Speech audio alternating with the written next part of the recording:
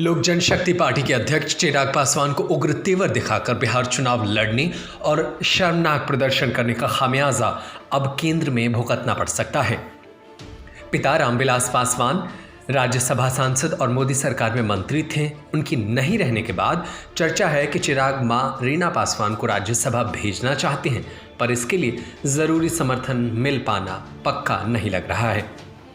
चिराग ने बिहार में जदयू से अलग होकर चुनाव लड़ा था। वो पूरे चुनाव समर में नीतीश कुमार और जदयू पर हमलावर रहे। अब बताया जा रहा है कि जदयू राज्यसभा चुनाव में एलजेपी उम्मीदवार को समर्थन देने के मूड में नहीं है। ऐसे में चर्चा ये भी है कि बीजेपी अपना उम्मीदवार उतार सकती है। चिराग का कहना है कि अगर बीजेपी कहेगी तभी वो अपनी पार्टी का उम्मीदवार देंगे। बीजेपी के सामने धर्म संकट है।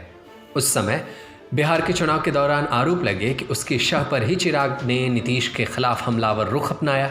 ऐसे में अगर बीजेपी चिराग को समर्थन का आश्वासन देती है तो ये आरोप लगाने वालों को बल मिलेगा।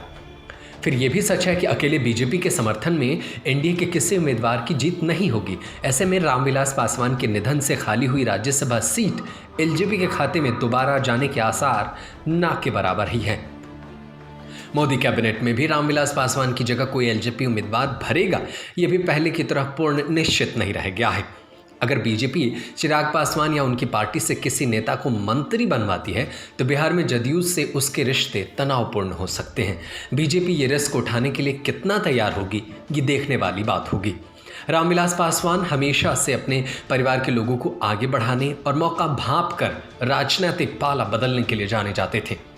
वो अपने बेटे को राजनीति में स्थापित कर काफ़ी संतुष्ट थे। सांसद बनते ही चिराग ने उन्होंने एलजेपी का अध्यक्ष भी बना दिया। अब चर्चा है कि चिराग के बाद मां को राजनीति में बड़ी जगह दिलाना चाहते हैं, लेकिन फिलहाल जो चिराग ने पिछले चुनाव से रुख अख्तियार किया था, इसके बाद सारी चीज़ें मुश्किल में पड़ती दिख रही हैं और हो सकता है कि एलजेपी में अगर ये राज्यसभा की सीट नहीं जाती है तो कई बड़े नेता एलजेपी से बगावत कर दें।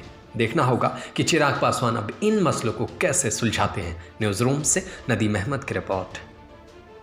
Subscribe to our YouTube channel and press the bell icon to get the latest updates.